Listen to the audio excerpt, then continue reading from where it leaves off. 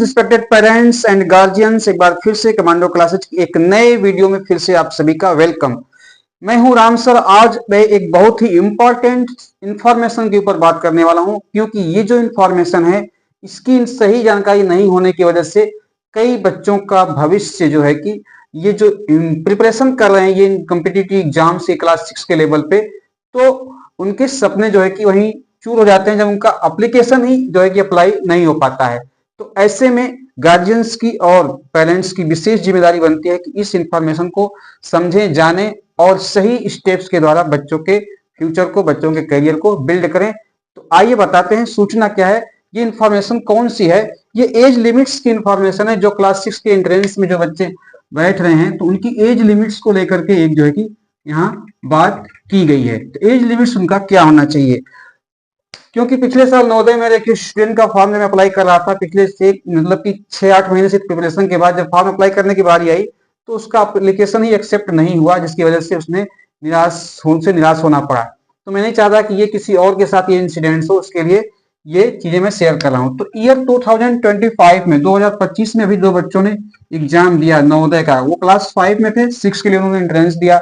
सभी स्टूडेंट्स के लिए, जो भी स्टूडेंट्स थे बॉयज या गर्ल्स, तो उनका एज लिमिट क्या था? उनका एज था, जैसे उनका एज लिमिट था कि उनकी आयु 1/5 मतलब 1 मई 2013 से पहले की ना हो और 31/7/2015 के बीच में होनी चाहिए। उनकी एज लिमिट ये था।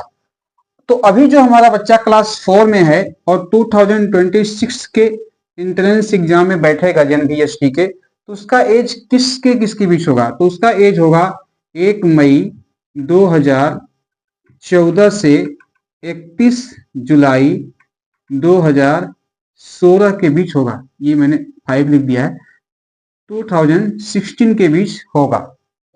लेकिन यही जो बच्चा हमारा क्लास 3 में है और वो जो अपीयर होगा एंट्रेंस एग्जाम 2027 में, 2027 में वो अपीयर होगा, तो उस समय उसकी एज जो अभी जो उसकी एज है, उसकी एज लिमिट्स किसके बीच होनी चाहिए? तो उस समय नहीं, अभी जो उसकी एज किसके बीच में होना चाहिए? तो उसका एज होना चाहिए 1 मई 2015 से 31 जुलाई 2017 के बीच होना चाहिए। तो आप चेक करें कि इस बीच में उसका एज है कि नहीं है।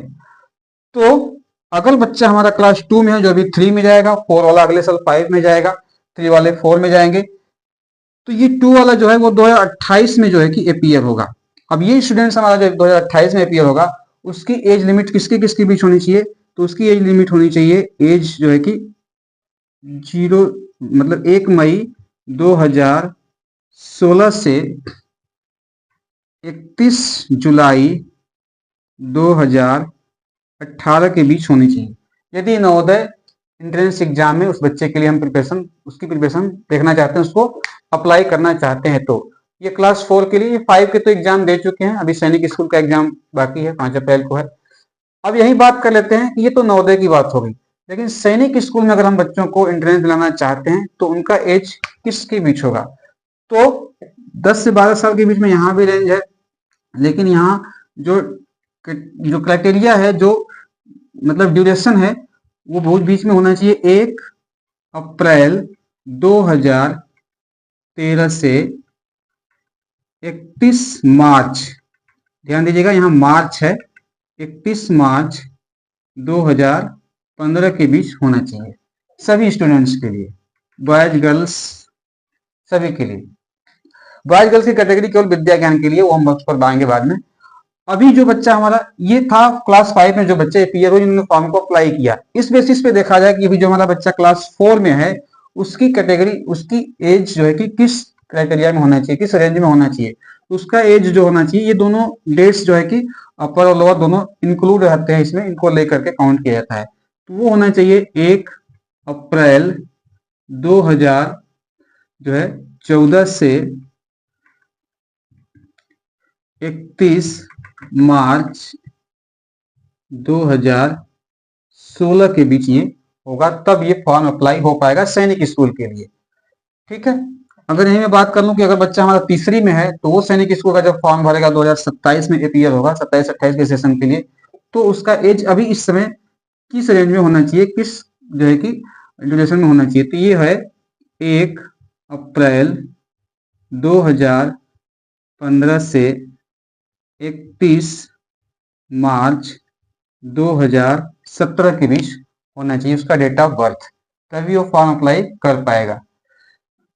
यहाँ अगर क्लास सेकेंड में है अगर हमारा बच्चा तो उसका एज होना चाहिए जो कि 2028 में अपीयर होगा, क्योंकि किसी भी मकान बनने की शुरुआत न्यू में ही होती है। तो ये बच्चे भले एग्जाम 2028 में देंगे लेकिन वो अभी से उनकी तैयारी हमको लेकर के चलना पड़ेगा, क्योंकि कई बेसिक चीजें हमको इस क्लास में समझनी पड़ती है। बाकी कुछ एडवांस चीजें होती हैं, प्रैक्टिस का सेशन जो होता है वो क्लास 5 में बच्चा कंप्लीट करके जो है कि कंप्लीट करता है। तो ये अभी उसकी एज किस एज का क्या होनी चाहिए, तो उसका एज होना चाहिए 1 अप्रैल 2016 से 31 मार्च 2018 के बीच होना चाहिए। ये है सैनिक स्कूल का एंट्रेंस एग्जाम अगर हम दिलाना चाहते हैं क्लास 6 के लिए तो उस बच्चे का। अब यही गर्ल्स की विद्या ज्ञान की बात की जाए तो इसमें दो कैटेगरी है, गर्ल्स के लिए बॉयज के लिए अलग अलग है।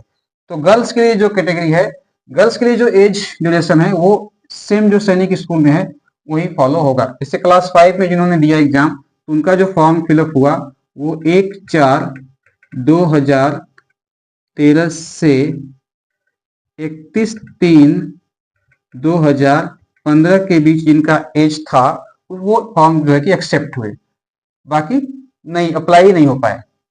अभी बच्चा हमारा जो 4 में है तो उसका उस समय क्या एज होना चाहिए, इस हिसाब से देखा जाए तो उसका एज होना चाहिए एक गर्ल्स अगर में है तो ठीक है ना, ये गर्ल्स के लिए है तो 1 अप्रैल 2013 से 31 मार्च 2015 के बीच होना चाहिए।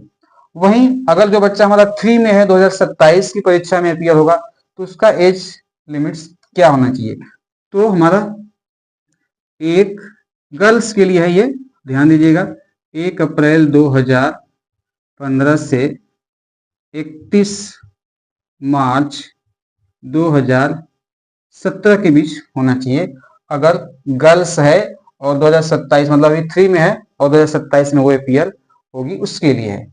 अगर हमारा बच्चा कोई 2 में है तो उसका एज जो है कि लिमिट्स क्या होना चाहिए, तो वो है 1/4/2016 से 31/3/2018 के बीच होना चाहिए। जो बच्चा अपीयर होना चाहता है तो उसको तैयारी अगर अभी से करना चाहता है तो ये फॉर्म तभी एक्सेप्ट होंगे जब इस जो है कि एज लिमिट में उसका एज होगा। आगे बात कर लेते हैं, अगर बच्चा वो स्टूडेंट्स हमारा जो है कि बॉयज है तो थोड़ा सा 1 साल कम इनको मिलता है, ये मिलेगा 1/4/2014 से 31 मार्च सॉरी तीसरा महीना होगा 31 मार्च 2015 के बीच एज लिमिट्स होना चाहिए। दोनों तिथियां इंक्लूड है, अगर 1/4/2014 है तो भी एक्सेप्ट होगा, 31/3/2015 है तो भी एक्सेप्ट होगा। आइए बात कर लेते हैं, अभी ये तो अभी था जो 5 में जो बच्चे थे उनका फॉर्म जो है कि लिया गया, उस हिसाब से देखा जाए तो क्लास 4 में जो बच्चा स्टूडेंट है 2026 में जो अपीयर होगा उसका एज जो है कि लिमिट्स क्या होगा, तो वो होगा 1/4/2000 ठीक है 2000, यहाँ मैंने थोड़ा सा रॉन्ग कर दिया है, ये 4 है 14 है और ये 16 है, लिखने में थोड़ा मिस्टेक है। तो 1/4/2015 से 31 और 3/2000 ठीक है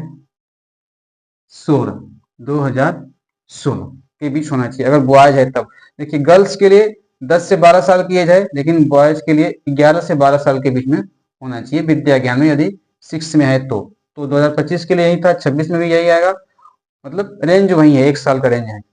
यहाँ देखा जाए तो अगर बच्चा क्लास 3rd में है हमारा और 2027 में जो अपीयर होगा तो विद्या ज्ञान के लिए क्या एज रेंज होगा, ये होगा 1 अप्रैल 2000, ठीक है, 2016 से 31 मार्च 2017 के बीच होना चाहिए। ये 2027 के लिए। अभी बच्चा दो क्लास सेकेंड में जो 3 में जाएगा तो उसका एज लिमिट्स क्या होना चाहिए, 1 अप्रैल 2017 से 31 मार्च 2018 के बीच होना चाहिए। तो ये एज कैटेगरी है, इसको अगर हम ध्यान रखेंगे तो अभी जो बच्चों का हो रहा है आजकल, बहुत तेजी से अपार कार्ड एक प्रक्रिया शुरू हुई है ताकि फिक्स हो चुके, लोग बार बार चेंज करा लेते हैं। और कई गार्जियन तो केवल अनजाने में गलती कर बैठते हैं, मतलब ऐसे टेम्पोररी बता देते हैं कि चलिए 2013 लिख लीजिए, 2012 लिख लीजिए, तो उसमें मंथ का आगे पीछे होने की वजह से हमारा एप्लीकेशन अप्लाई नहीं हो पाता है। तो इन चीजों को विशेष ध्यान दें। मैं चाहूंगा कि एक बार आप इसका जो है कि स्क्रीनशॉट जरूर ले लें और ये चीज को जो है कि ध्यान में रखें। तो अगर जनरल में इन जनरल बोलूं कि कौन सा एज कैटेगरी रहेगा तो सभी फॉर्म को फिलअप कर पाएगा। तो अगर देखा जाए तो इसमें अगर सबसे कम जो है कि एज ड्यूरेशन मिल रहा है द्वितीय ज्ञान बॉयज के लिए, मतलब 1/4/2014 से 31/3/2015 था। अभी जो जिनका रहा था वो बच्चे सब फॉर्म को फिल किए, मतलब सैनिक स्कूल का भी फिल किए और नवोदय का भी फिलअप किए।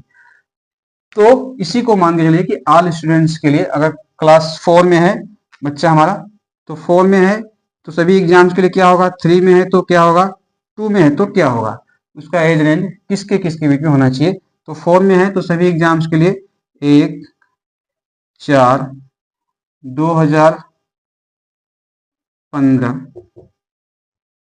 2015 टू 31/3/2016 के बीच।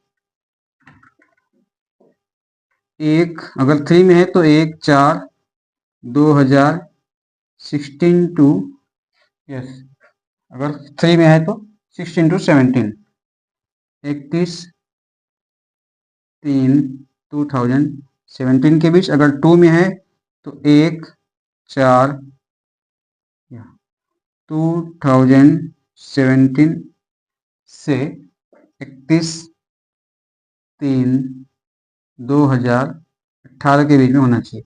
तो अमूमन ये सही होता है, क्योंकि अगर हम क्लास वाइज बच्चे को बिना कोई गैप किए अगर सब कुछ हेल्थ वेल्थ ओके है तो अगर वो पढ़ रहा है तो ये सही होता है।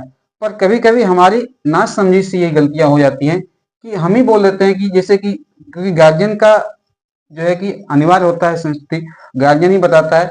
और बाकी बर्थ डेट जिनका बन के आता है उनका तो सही है, बिल्कुल मिस्टेक नहीं हो पाता, क्योंकि बर्थ डेट अगर मांगते हैं तो उसमें सही होता है। पर कभी कभी हम गलती कर देते हैं, जब बता देते हैं ऐसे ही, जैसे माताओं को तो नहीं पता होता है, उनको हिंदी महीना पता होता है, तो ऐसे अंदाज से कुछ हो जाता है।